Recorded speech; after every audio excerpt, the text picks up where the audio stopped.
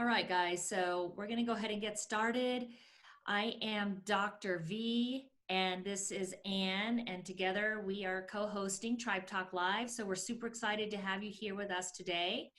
And today we have a very special guest. Ann, do you want to introduce him?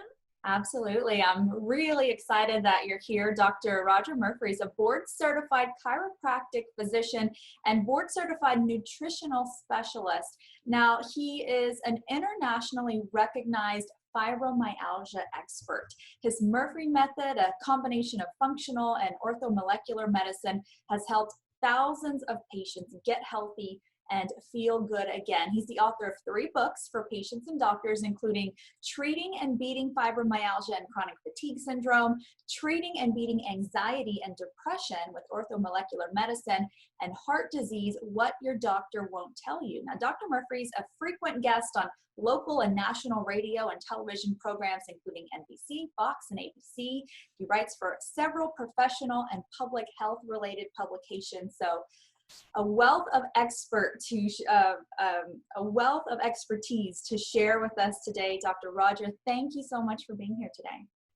Oh, I'm so delighted to be here. I think this should be very enjoyable for me.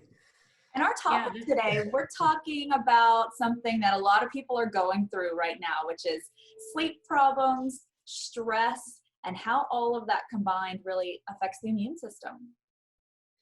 Well, I tell you, Ann, I don't know about you guys, but I'm stressed out just from everybody else's stress. I don't see how you can't let this situation affect you in some negative way. I've got my kids spread out all over the house doing homeschool. I mean, it's just massive craziness, right? But really, when you're faced with this situation, the worst thing you could do is go down the rabbit hole of fear and stress, because that's going to compromise your immune system, which is the worst thing you could do right now. Yeah, absolutely. And, we've been talking about all of the different aspects around this for several weeks now. Some of the things that we haven't covered are some of the cocktails, or as we like to call them, stacks, some of the little tricks and tips that we can use for short term. And we're definitely going to get into that today. For all of you listening, Dr. Rodger and I have known each other for a couple of years now. He and I love working with a variety of different supplements to help with short-term symptoms. Now, while we are really good at understanding what we can use and like what different combos that we can use of supplements to help with symptoms, don't forget that we always want to find what the underlying cause is. But when you have these recent stressors, and we know that it's a situational type of thing, and that it's not a chronic issue, that's where knowing some of the stuff and getting to the conversation with Dr. Rodger today is going to be really, really helpful. Yeah, I think, so just right off the bat, just to share a little bit about me, so that individuals that don't know about fibromyalgia, because many people maybe have heard the term, don't really know what that is. Just so you know where I'm coming from, this audience knows where I'm coming from. Fibromyalgia is a name given to a group of symptoms that people have in common: diffuse, achy, sometimes disabling pain, poor sleep, low moods, depression, anxiety, restless leg syndrome, irritable bowel. But these symptoms are nothing more than warning signs. And as Dr. V just talked about, really what our goal always is with our patients is to find and fix the underlying causes of these symptoms. So today, one of the things that I wanted to really kind of talk about is I really believe that most of us are, especially in the community that I work with, we're very vulnerable to stress, because I like to use the analogy that we're all born with a stress coping savings account. And in that stress coping savings account, we have certain chemicals that allow us to deal with stress. And every day, especially now, we're under a tremendous amount of stress. But we have these chemicals, hormones and vitamins and minerals that allow us to be able to deal with these stressors. And for most of us, we get a good night's sleep and we're fine. But when we find ourselves in a situation like now, to where we're under a tremendous amount of stress, which we know Stress is the catalyst for disease. You can call it heart disease or cancer or fibromyalgia. It really doesn't know, no matter what it is. But stress really is the catalyst for disease. But right now, if you're not careful, you can deplete your stress coping savings account more than you're making deposits. Now, in fibromyalgia, typically what happens is they bankrupted their account. And so one of the things I think is really important right now is to make sure that you're taking care of yourself and you're getting enough rest, you're getting enough sleep. Because if you're burning the candle at both ends, or you're struggling with sleep, struggling with a lot of stress, before you know it, you've depleted these stress coping chemicals and hormones, and now you're vulnerable. You're vulnerable to all sorts of different illnesses, whether it's COVID-19 or anxiety and depression, mood disorders, or whatever it is that creeps in to the equation. Dr. Rodger, I'll admit in my younger years, in my 20s, I was one of those people who was really doubtful about stress being a contributing factor in chronic illness and disease. And, I learned myself that years and years of constant stress and not managing that stress properly really can lead to a decline, in many ways. What are some of the common, I'll call them diagnoses or common symptoms that you will see someone pop up with when they've gone, a decade or so without managing their stress? Well, and I think so. The first thing is just struggling with your sleep. So I think that's really the slippery slope. So with fibromyalgia in particular, they made their first signs of symptoms, and it may take half a dozen years and numerous doctors' visits before they ever get to diagnosis.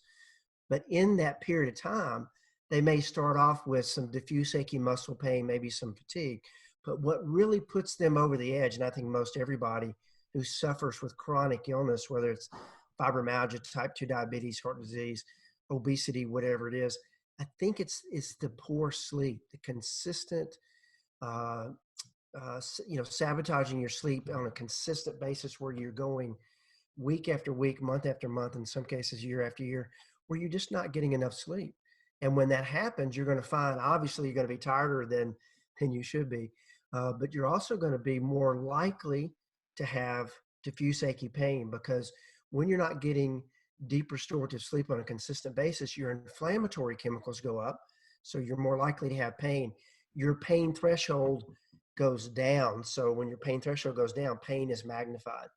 You're more likely to have restless leg syndrome, more likely to compromise your thyroid, putting stress on your thyroid, more likely to have mood disorders or brain fog, So I think focusing on, for those individuals that are suffering, and maybe we'll get some feedback here, but for those individuals that are suffering or really struggling to be able to get a good night's sleep on a consistent basis, I think that's where you start your journey for getting healthy, no matter what the condition is, whether we're talking about avoiding a virus, or we're talking about, getting healthier in general.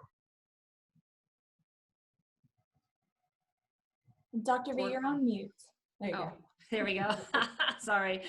Yeah, you know what? All of those points are so very valid, and I feel that there's more awareness around the importance of sleep now than ever, but there's still so much missing information for the general public out there.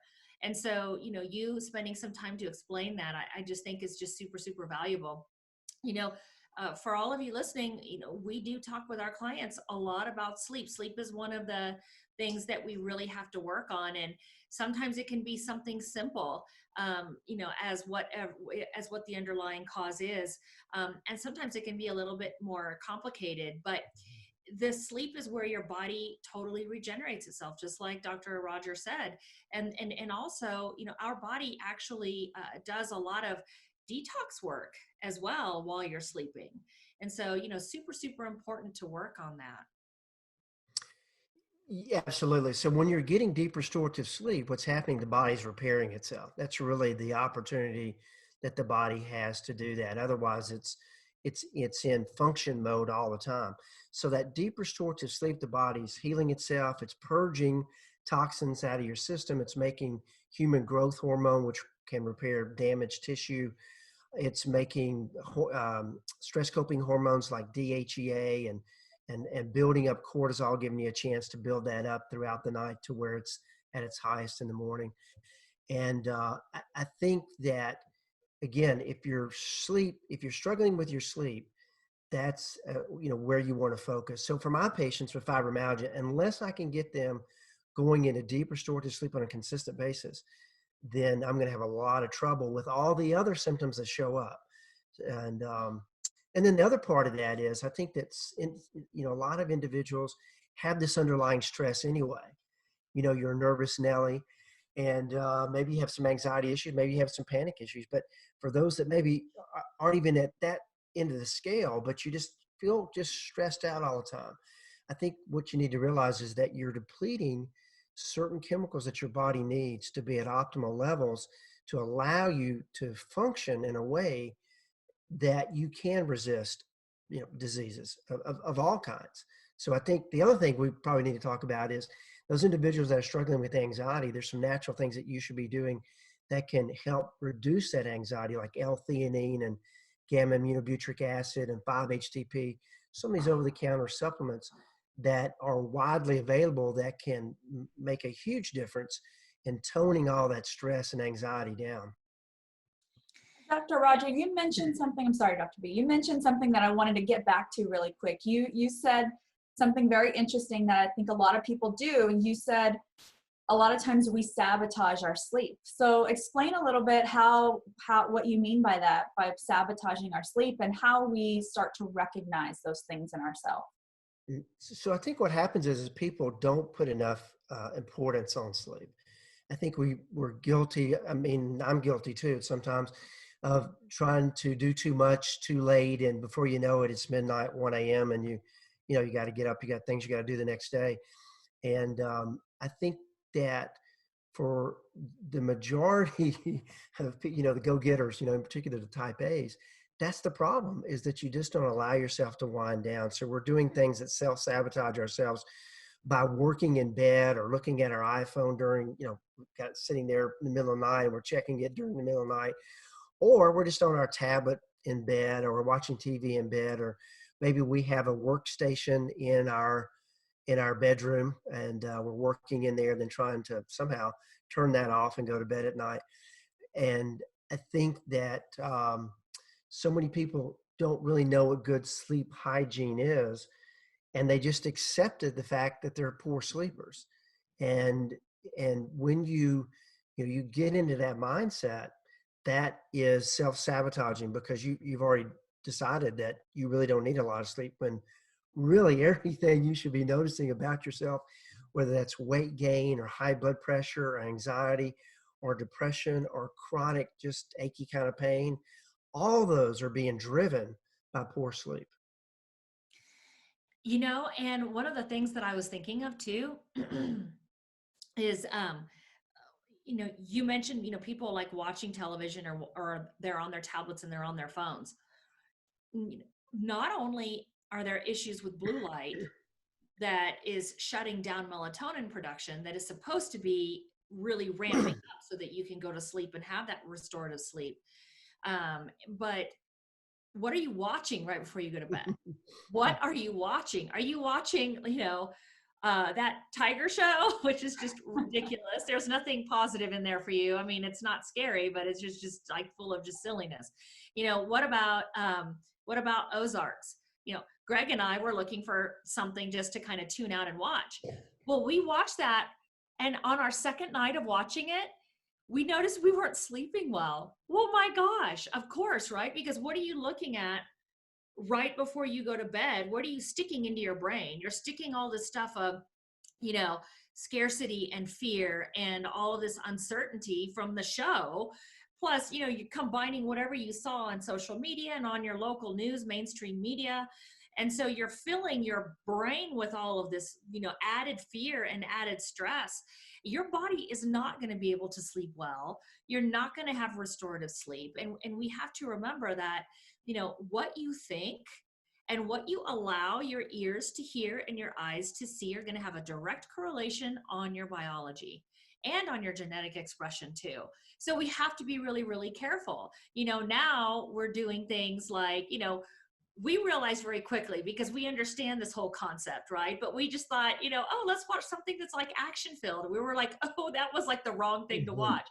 And so now we're watching just, silly fun stuff. If we want to watch something on television, something that's very, very lighthearted and just silly, and that there's nothing scary about it at all. What are you seeing on your end with people not being able to detach from social media and mainstream media? Because I know that we're seeing that this is a huge, huge problem right now. Well, it's interesting you bring that up because I'm with you. I'm looking for something to watch. You got how many thousands of channels, and so everyone's on Netflix. But yeah, the Ozarks. I mean, the first show in, I'm thinking, oh, this is way too dark. I mean, I don't want to feel that way.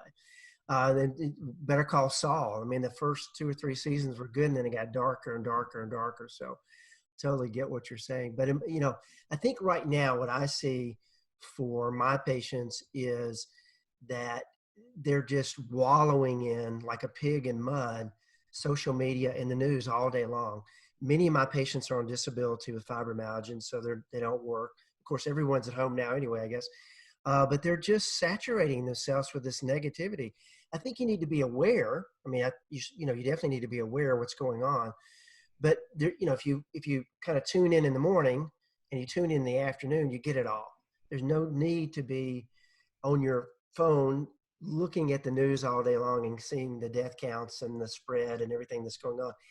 It's not going to change anything. It's just going to make you more stressed out. So I'm encouraging my patients to just to turn that off, give yourself a break, and look for opportunities to feed your body, your mind, with positive things like Zig Ziglar and Wayne Dyer and some of these positive, Joel Osteen, who, whatever you like, Joyce Myers, whomever, take an hour of power is what I call it, and feed your brain, feed your soul with positive material to arm yourselves, just like you do with taking supplements, to arm your immune system, arm your body to be able to repel viruses or medical conditions. Arm your brain so that you can stay positive through all this madness.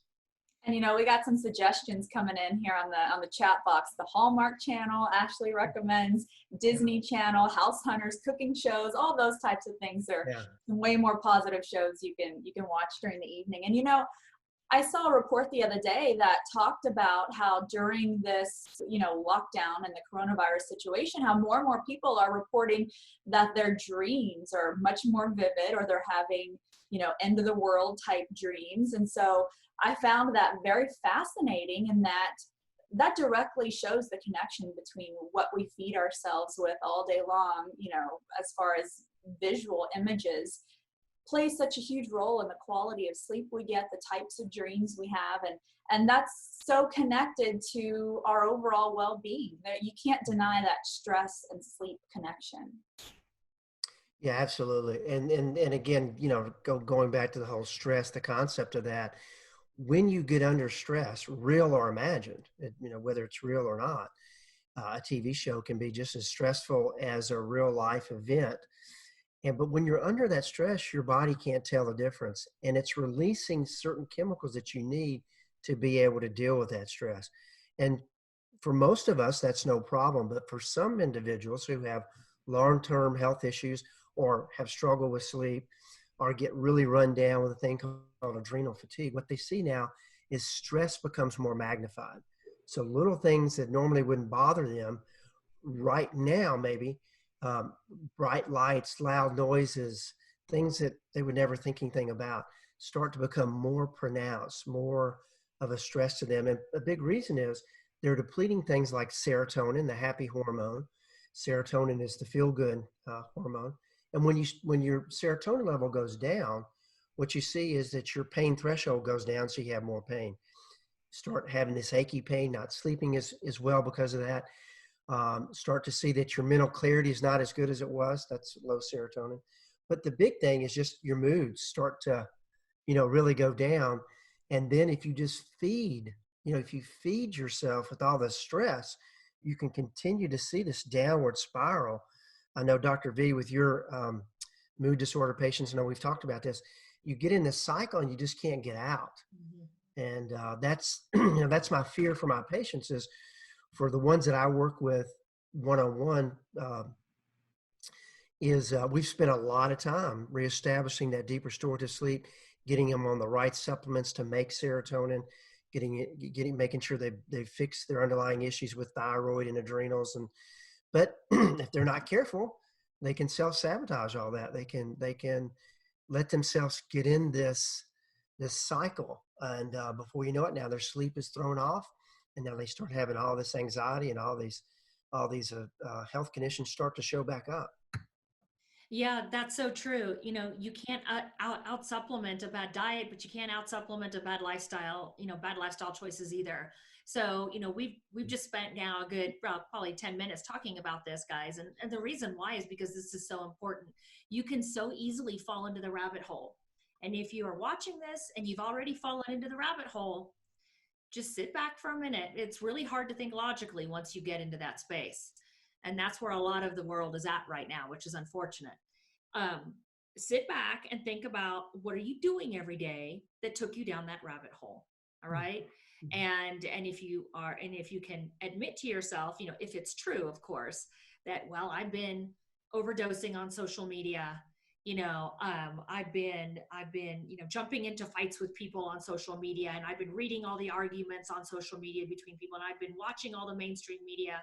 Just detox from it. I challenge you to do a detox through Monday, right? So I'm going to challenge you guys actually through Tuesday until I see you guys again next week.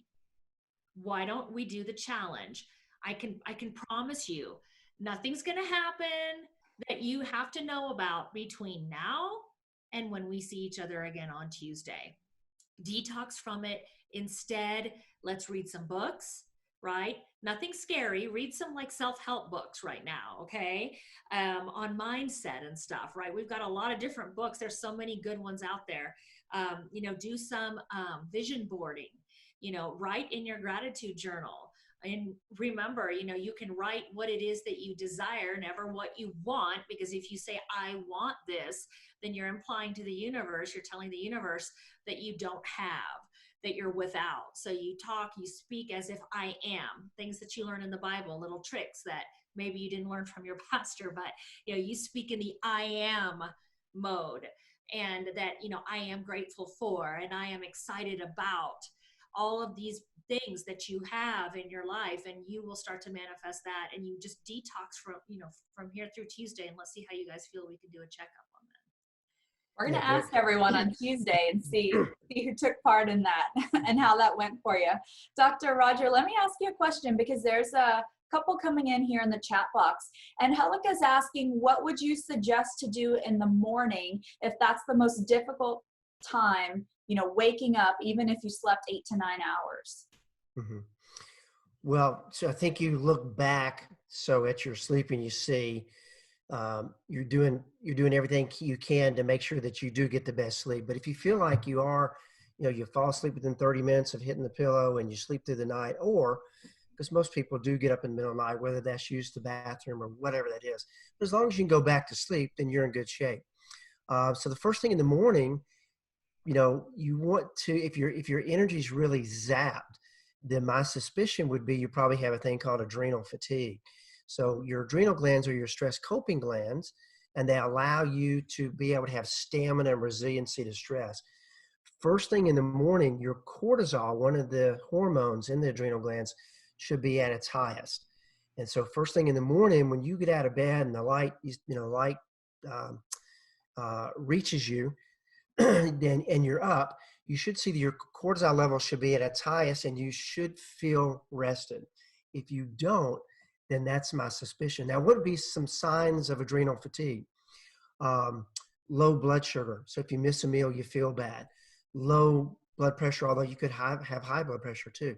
Tingling in your hands and feet, cold hands and feet. Your get up and goes, got up and went, just don't have much energy whatsoever. Or you find that you really can't handle stress. Stress just really causes you a lot of problems when you get under it. So those are the signs of adrenal fatigue. And a lot of times people will, when they wake up in the morning, they will do everything they can not to eat. And they do that as a way to keep their cortisol level up, because when you're fasting, your cortisol level does go up. And if you're one of these individuals who wakes up in the morning and you have no appetite, or you actually feel a little nauseated when you wake up, you can even think about eating anything, it could be a sign you have adrenal fatigue. And one of the ways to self-test for that, if I can just go ahead and just share that so she would be able to do this, is there's a couple of easy ways to self-test for adrenal fatigue. One way would be to go in a bathroom, a dark room, and looking in the mirror, cover one eye and take a pin light and shine that in your eye. Now, what you should see is the pupil should constrict, so it should get smaller. If you find that your pupil dilates within 30 seconds in that dark room looking in the mirror, that's a sign of adrenal fatigue. Another way to test that is you can do an orthostatic blood pressure test where you're lying down. Just take a automated blood pressure cuff, take your blood pressure, then stand up, make sure your arm is perpendicular to your heart and out front, and take your blood pressure again within 30 seconds. Now, what you should see is that top number should go up at least 10 points, ideally somewhere, 10 points. If it drops, that's a sign of adrenal fatigue. So those are two ways that you can self-test to see, do you have adrenal fatigue? And then if you do, you can start working to fix that issue, and you should see that your early morning should improve substantially. And we've got someone here, but yeah, that's really good. There are a lot of things that that you can do at home, and through these series, through these podcasts that we're doing, I'm hoping that you guys are taking a lot of these pearls so that you can actually have these tools that you can use in your own box, because this is probably the first time that this has happened to all of us, right? Where you literally have to save yourself right now, right? Like, you need to be your own advocate. You need to take responsibility for your own health right now.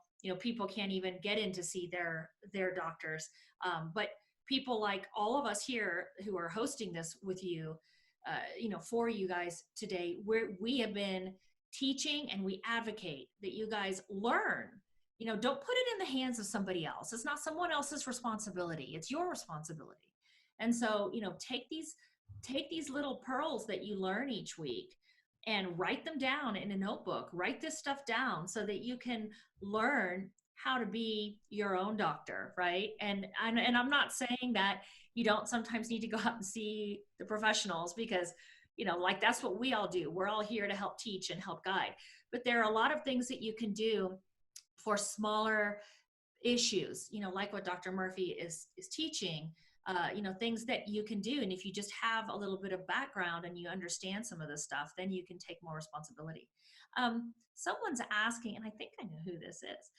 Michael is asking, there are times, well, he's kind of making a statement. He says, there are times when we face things in life day to day and week after week that you just can't avoid. And that's taxing day in and day out. And we can work on the recommendations, but what else can we do when it's situations that you can't resolve necessarily in a couple of days? That's a really good one. And, all four of us here on the panel may have something to say about that, but, I would say that, take a step back from your situation, right? Just take a step back from it and go into meditation or go into some prayer and ask, what it is that you really need to do. This is a time where, going back to your faith and really getting into alignment with what your spirit, getting your conscious and your subconscious into alignment and going into prayer and meditation. I think that that's really, really good. What we're seeing as, what some of us are seeing as really, really hard times. Others of us, like myself, when I saw it coming, I was like, whoa. And I had a couple of days and I just had to do exactly what I'm telling you. There can be a lot of opportunities for necessary change during this time, necessary change, and, what if all these years, for example, maybe all of these years you've been in one career, but it's just been a means to an end for you. and it's not really lining up with what your subconscious and what God really wants you to do to fulfill your destiny here on earth, right? Maybe this is a chance for you to have a big reset. So it just depends on your perspective. And you can't focus on your perspective and changing your perspective if you're busy watching all the garbage that's on TV every day, right? And so it just depends on, a lot of it depends on you. And I feel like, my recommendation is going to be sit back, go into meditation and prayer, and let's like reevaluate, go into the dark spaces that you always try to avoid, and start opening doors in there and take a look at all the stuff that's in there and see what it is that you need to deal with. Because God, or the universe, whatever you want to call it, has opportunities for everybody and is going to make sure that we're all okay. And as far as the whole virus thing is concerned, we're not going to get into a lot, talking a lot about that. We're trying to stay a little bit more neutral until we have some real experts in virology and scientists come on, which we're actually working on that right now. We're actually working on trying to get Dr. Judy Mikovits on for an interview. I don't know if you guys have heard about her, but raise your hand if you have. This woman is amazing. She's a researcher. She's a whistleblower, and she has 2 books out. And I really feel like everyone needs to hear what she has to say. But I will say this, newest information on the virus is showing 0.1% to 0.2, I believe, of 1%. Actually causing a problem with this virus. And so that's like less than flu numbers, right? I mean, the original numbers that everybody was so fearful about, what we're actually seeing in reality is very different. And this virus really is not much different than most viruses out there. And some of you may not want to believe that, and that's okay. I'm not going to try to force you to drink the water. I'm just telling you what the facts are, because I don't want you to be so afraid. What we need to do is get outside, because the worst thing you can do is stay quarantined inside your house. Get yourself outside, walk around, get sunshine, eat clean, focus on your self-care, and you're gonna be just fine, right? And if you guys start to feel like you're not feeling well, reach out to us, because we'll show you what you need to do. I'm glad that Michael, I just want to add something. I'm glad that Michael brought that up, because that's how a lot of people are feeling right now, is that they can't control the situation and they're feeling stuck in this place of worry and stress. And, one thing that I learned personally that helped me a long time ago was, and I think it's a quote, or I don't know who said this, but while you can't control all of these things that are happening around you, you can control your reaction to them. And so when you really sit and think about that, I am in control of my reaction. I don't have to let something make me extremely angry and raise my blood pressure and get me all mad and worked up. And I don't have to let something keep me awake at night and worry me. Like, I am in total control of how I react to things. And I think once we understand and learn how to control our reactions, we no longer feel so trapped in situations like this, because we know we have our choices on how we're going to respond and how we're going to react. Yeah, and adding to that, I know for me, if there's something I can't immediately change, a circumstance I can't immediately change, you can 100% change your reaction, but I find a way to get my mind off of it. And for me, that's always been exercise. And so you can control the things that you can do. So find something, whether it's meditation, yoga, running, walking the dog, laying outside, something that gets your mind off of it, brings your stress down. That will help you so, so much. Dr. Murphy, what do you have to add in there? Well, my patients, my patients, they really feel pretty vulnerable, because they really are pretty brittle. And some of them with type 2 diabetes, some of them with obesity, pulmonary problems, but just the fibromyalgia in and of itself makes them feel kind of vulnerable. But what I've said from the very beginning is that, number one, the likelihood of you getting the virus are so slim. If you're practicing smart stay at home, or if you go out, practicing preventative hygiene, the likelihood that you're going to get the virus are pretty slim. And then for those unlucky people who do, then the odds are you're going to be another one of the 80% that you might have a cold symptoms or the flu symptoms, and you're done with it. So getting all worked up with something that may or may not happen is the worst thing you can do. And I think what you said earlier, I think really, what I've been sharing with my patients and then my audience, global audience, is this is a time right now that is a gift. I mean, for everyone's at home, you're with your family. It's a time to look at, what's really important in your life. Is your life working? And if it's not, what are the steps you need to take to make it work? And look at self-reflection. Take that time, take the hour power, meditate, prayer, exercise, read spiritual uplifting material to feed your body. I think that we're going to come out of this. A lot of people are going to come out of this in a much better shape with an outlook that they probably never thought they would have. What really is important, is that material things? Is it family?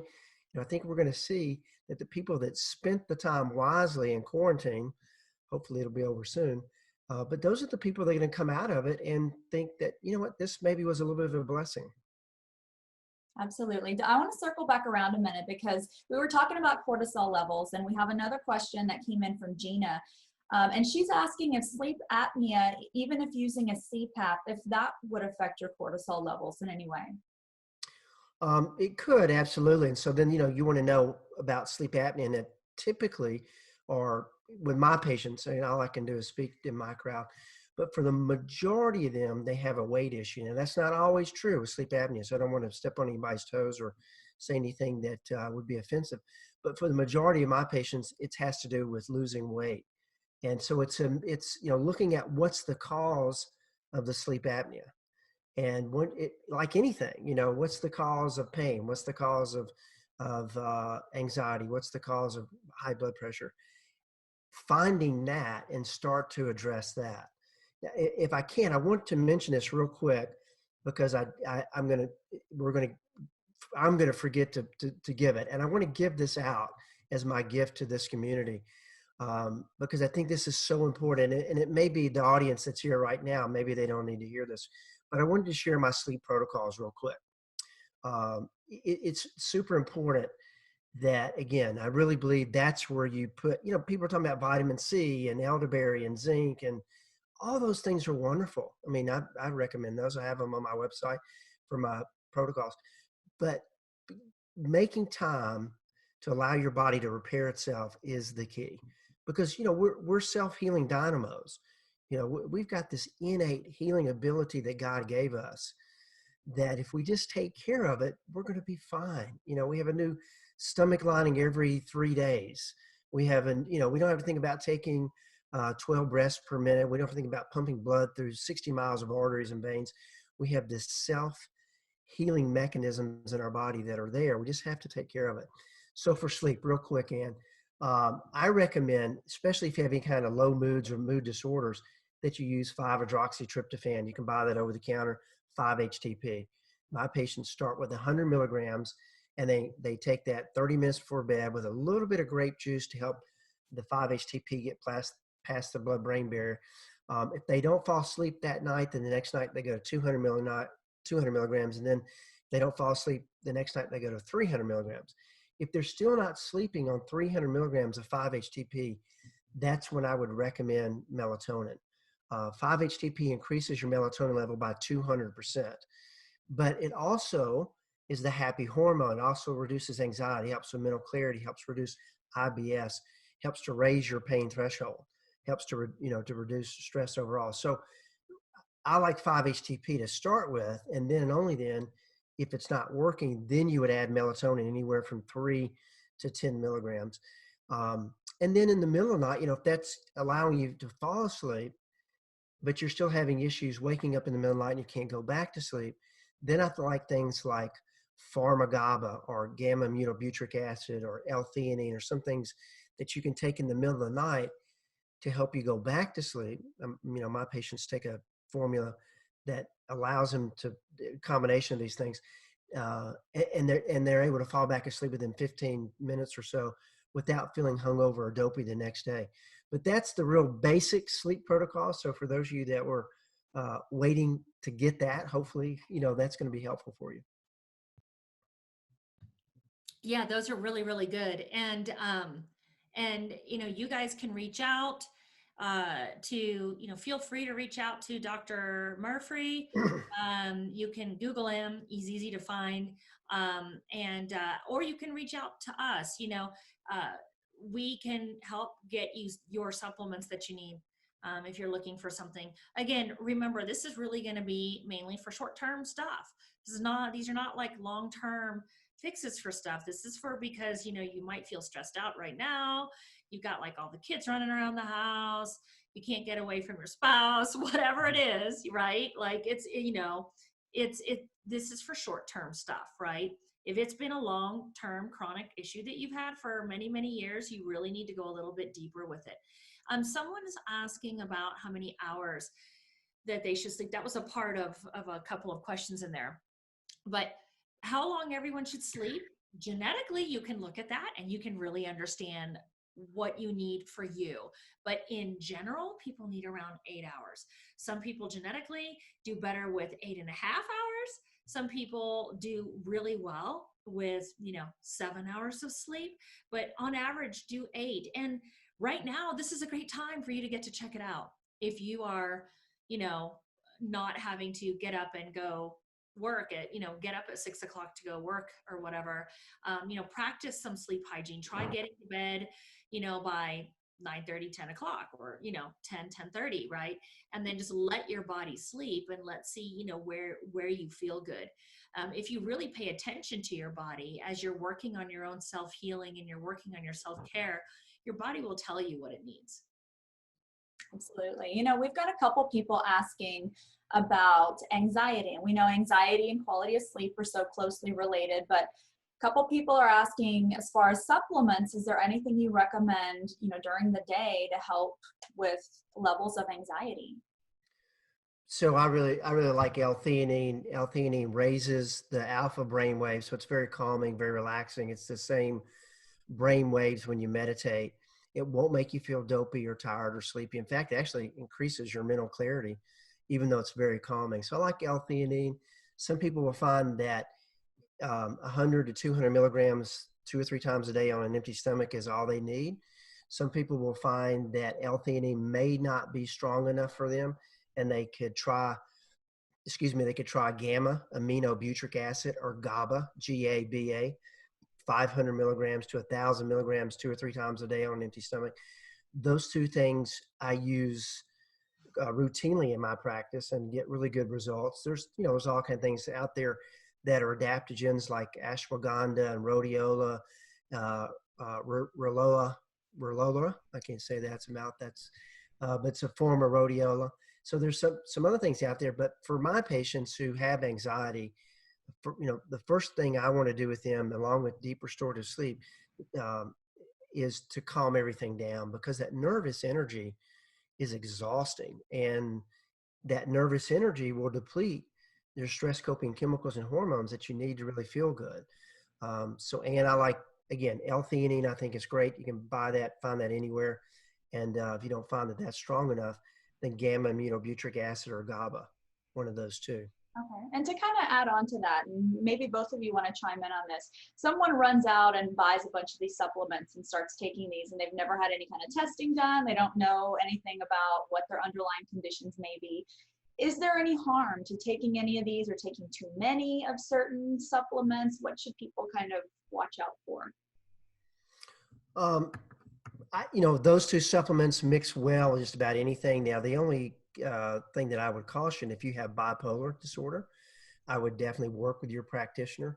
Otherwise, I find that my patients on antidepressants or benzodiazepines, they can take those supplements and not have any problem whatsoever. Now, Dr. V might want to chime in there, certainly, but I don't see any issues, even with 5-HTP, taking it with sleep medications or taking it with antidepressants. I've been using those for 20 years, and most of my patients, at least initially when they start working with me, are on half a dozen to a dozen drugs.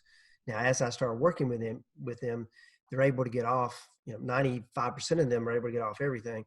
And they're taking these amino acids, they're taking these natural supplements with no problems whatsoever. Yeah. These supplements, it's really about just, trying them. If you're going to try them, you try them at different doses. For some people, 100 milligrams of, whatever, may put you to sleep till noon the next day. And then for others, it's going to help you get just the right amount of sleep. So it's kind of really just trying it out to see how your own body responds to it. I typically will use, and I was looking over here at this, I don't know if you guys saw me, but I was looking at our neuroscience product guide. Neuroscience is a really great company that will combine a lot of these different things that Dr. Rodger is talking about. It'll actually combine them into one, pill, so to speak. Plus it'll have cofactors in there. In other words, like it'll have things in there to help the botanical actually do its job. And so, like you can do it in different ways. Sometimes just taking one isolated thing like the, L-theanine or 5-HTP can work really, really well. And then sometimes taking combinations of things like stacking can actually work well. And you can either create your own stacks, and that's what I call cocktails. You can either create your own stacks, or you can buy stuff that's already stacked. Dr. Rodger, do you ever use the neuroscience stuff? I don't. Now I used to really like one of their products, the Cavanase and the Ultra PM. The Cavanase was the Phenoblip, which they took off the market. My I know patients that are stuff really is hard. great. My patients are hardcore insomniacs, and that was one of the things that really worked very, very well. And so that was kind of a disappointment that they pulled that off the market when they still got, Ambien and Lunesta and Trazodone and Seroquel, which, the sleeping drugs, we know the studies show that they increase your risk of death by 5-fold, no matter what the cause is, whether it's heart attack, stroke, or cancer, worse than smoking a pack of cigarettes a day. So they're not without risk. And a lot of people don't know that. Once they do know that, once they hear that information, they obviously want to try to look for something natural. I think neuroscience is a great company. I prefer to do monoamine therapy. But having said that, just single aminos, but you're so right. You do need the synergistic vitamins to make all this happen. So with 5-hydroxytryptophan, you need the B vitamins, in particular B6, B2, B3, vitamin C, and magnesium.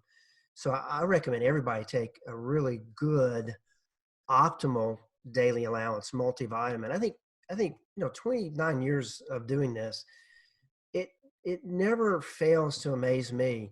Just if someone takes a really good multivitamin sometimes, that a lot of symptoms that they've had that you can't even explain, even on a good multivitamin, that they can see an improvement. Now, what's an optimal daily allowance? Well, an optimal daily allowance can be 500 to 1,000 times stronger than the RDA, the recommended disease allowance, which is what I call it. It's just, the RDA, the recommended dietary allowance, is just enough to keep you from getting beriberi or scurvy, but it's really not going to optimize your health. So I recommend, that's one thing I'd recommend here to this group, if you're in agreement, but I recommend anybody that's out there take a good multivitamin.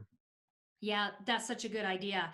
And I love how you explained to everyone the difference between, really what an optimal dose is going to be versus RDA. The RDAs, guys, is just enough to keep you from dying. It is not enough to keep you healthy, right? And this is one of the reasons so many people fall into ill health. There's a multitude of different factors, but malnutrition is one of them. And we're not going to go down that road today talking about nutrition, but we can certainly have another talk where we do that. Taking a good multi that's a really great place to start, kind of a more blanket approach. And of course, you still want to eat clean, you still want to eat healthy, right? So a question here from Lauren. She's asking, she has terrible restless legs. She takes iron, magnesium, and melatonin. Any other suggestions?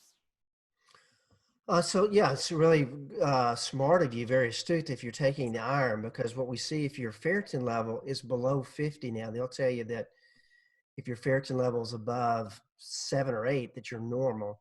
But one thing, if you do have restless leg syndrome or you have a lot of fatigue, I would make sure you see what your ferritin level is, a simple little blood test. Sometimes they'll add it on when they do a CBC and they're checking your hemoglobin, hematocrit, and looking to see if you have anemia, but oftentimes they don't.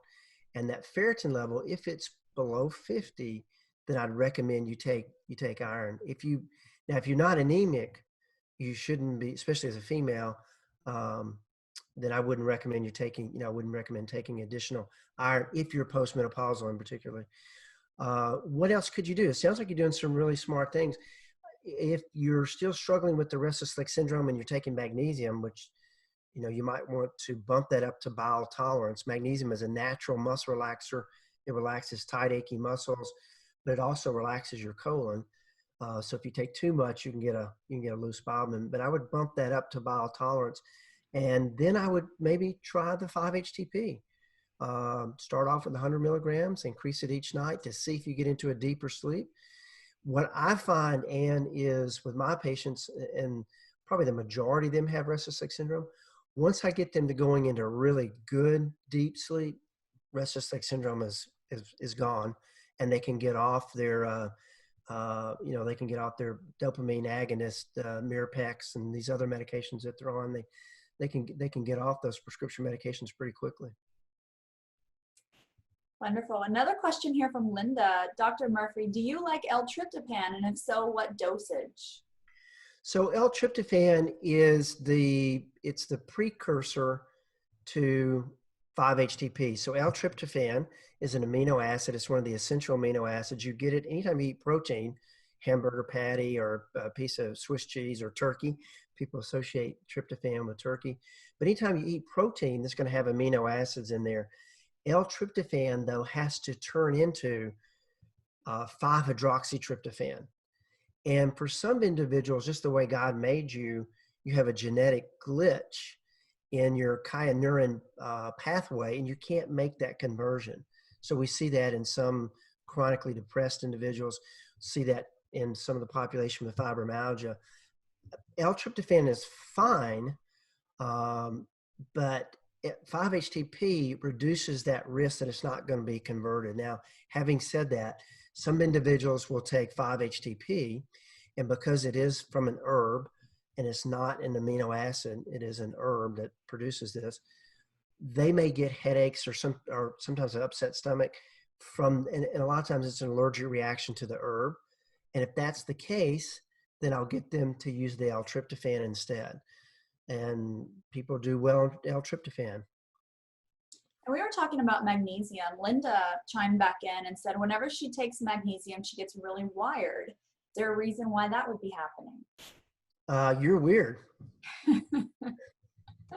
And you're like a lot of my patients. Yeah. I mean, it's not to be so facetious, but yeah, I mean, it's a very odd reaction. And I guess the question is that all types of magnesium, because there's different types of magnesium. But, from doing this, working with the population I work with for so many years, I hear it all. And, what I've come to realize is we're as different on the inside as we are on the outside. So you can look at a textbook and it tells you this is what it's supposed to be like, and you're supposed to, but that's not really the real world. I mean, so, one person can take Benadryl and it zonks them out. Another person can take Benadryl and it wires them. It is, Linda, unusual that if you're taking a mineral that you're getting in your diet anyway, that it's giving you that reaction. I don't know if it's some type of additive in it or if it's something, maybe you could take citrate or chelate, but you can't take 3-8. I don't know. You'd have to invest, you just have to do trial and error. But I wish I could tell you something smarter, but I totally understand where you're coming from. Sometimes for these, whenever we see people who are not responding the way that they very well should to a particular supplement, like for example, magnesium or some other type of mineral or vitamin that the body clearly needs for survival, right? Because the body's using it in many different chemical reactions and stuff. Whenever we see people that are, swearing like, I can't take it, I've tried it in, I've tried several different brands. I've made sure it's really clean and all of that. Those are cases, and there have been many doctors, I think Dr. Murphy and I have even had this discussion in the past too. Those are cases where we really need to sit down with that individual and have a talk with them about any heightened emotional experiences, i.e. traumas that they've had in their past, because things like that get suppressed, and most of these things do get suppressed, it can completely change how your body chemistry is supposed to work. And so, if your body isn't responding to life the way that it should, and when I say life, like, these are life-giving substances. These are things that your body needs and it craves and it wants. If your body isn't responding, you're either an alien, no, just kidding, or you might want to go in and consider that there are some subconscious energy changing or energy blocking issues going on. And this used to sound so like woo-woo back in the day, but now we know scientifically that these issues, I mean, they literally change your biochemistry, they change your neurochemistry, they change your genetic expression. And so really, really important to think about that as well. Absolutely. We've got one more question coming in from Angelica. She's asking about chlorella supplements. There are some studies that show it improves brain function and combats oxidative stress in the body. What do you think about chlorella? Might let Dr. V answer that. I don't use a lot of chlorella these days, but years ago when I had an integrative medical practice and we did a lot of heavy metal toxicity, chelation and ozone and all the great hydrogen peroxide IVs, all the stuff we used to do, we used a lot of chlorella for heavy metal toxicity, iron in particular.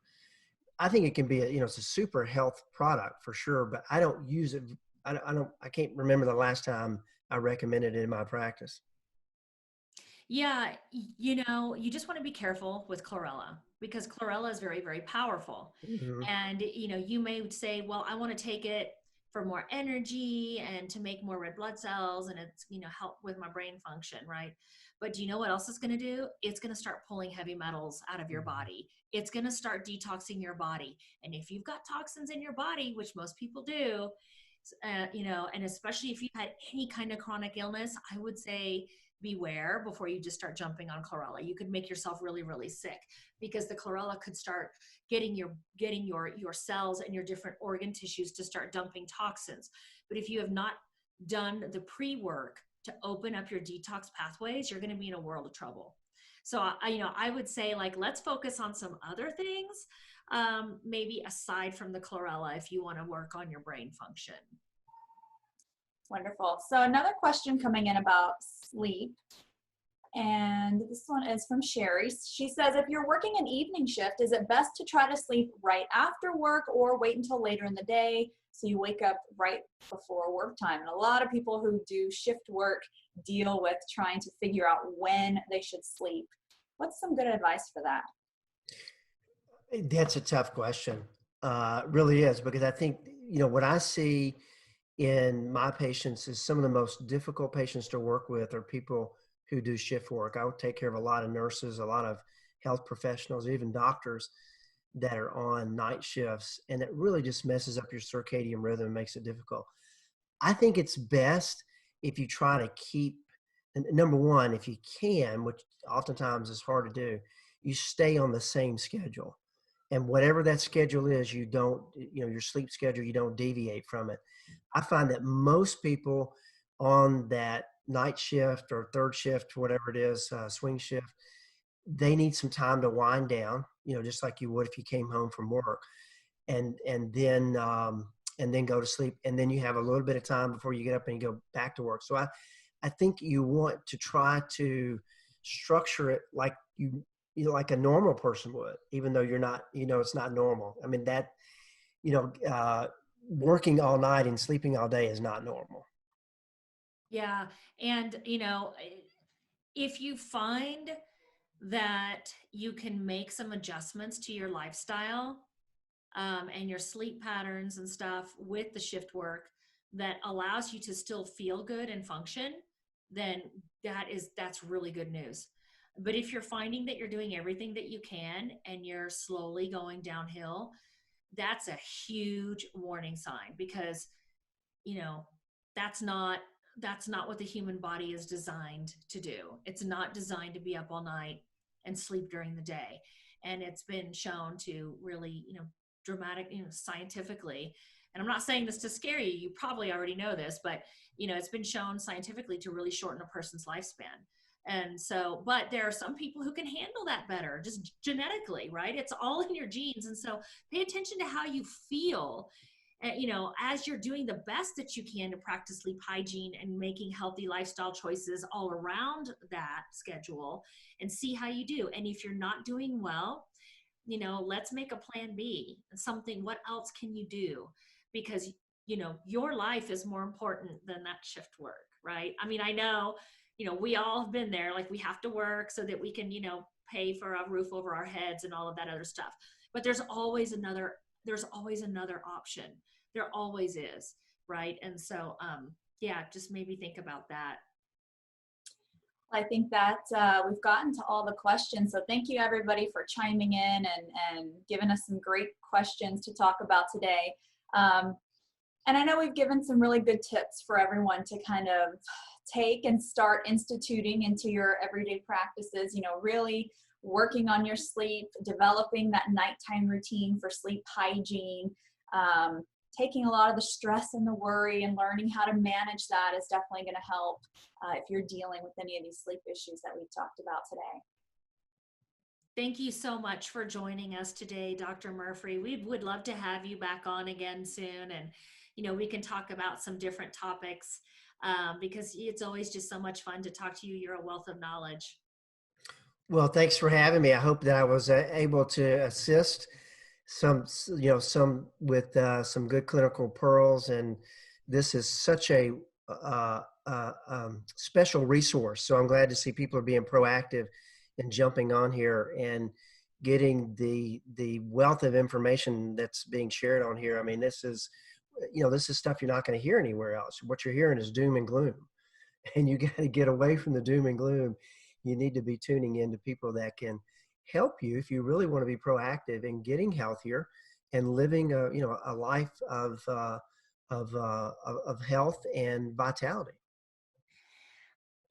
Before we close out for today with our talk, for any of our listeners who are struggling with fibromyalgia, because you're just so good with that, you're just such a master at working with people with that, how can they reach you?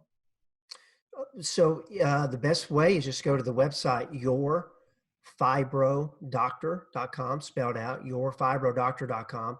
And on the website, you'll see all sorts of free resources, free videos, blogs, protocols, all sorts of things. And that's really the place to start to see if you do have fibromyalgia, if that approach, my approach, the Murphree Method, resonates with you, and it doesn't with everybody. It's about finding and fixing the underlying causes. But if that resonates with you, then that's where you need to start. Excellent. Thank you so much.